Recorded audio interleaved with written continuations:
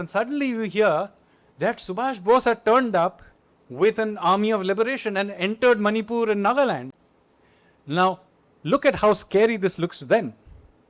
Because effectively, if this rebellion spreads and suddenly somebody like Netaji or somebody turns up and takes control of it, effectively the British would have fought a great war and handed the Indians a great empire. And this is not some side threat, because the British Indian army is actually revolting in many places.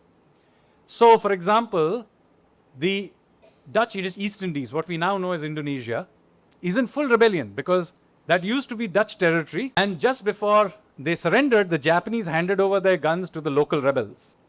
So the Indonesian rebels are fully armed and they are trying to suppress this with Indian troops. And it is quite clear to the British that at any moment the Indian soldiers may switch sides. In fact, does happen. There is a big rebellion in Surabaya where thousands of Indonesians are killed by the British Indian army, but hundreds of Indian soldiers also die. And the Indian soldiers are already questioning the officers that why are we dying to defend the empire of not even the British, but of their friends? Same thing happens in southern Vietnam and in many other places. So there is this simmering rebellion in the air. And this is the context in which another thing is happening. You have the Red Fort hearings of the INA soldiers. So during the war, actually, because of censorship, nobody knew about that Subhash Bose had reached the borders of India, actually entered India with an army of liberation.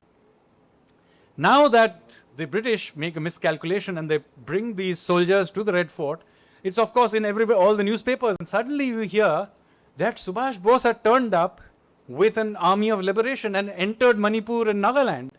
So there is a buzz in the air, and so again rebellion is in the air.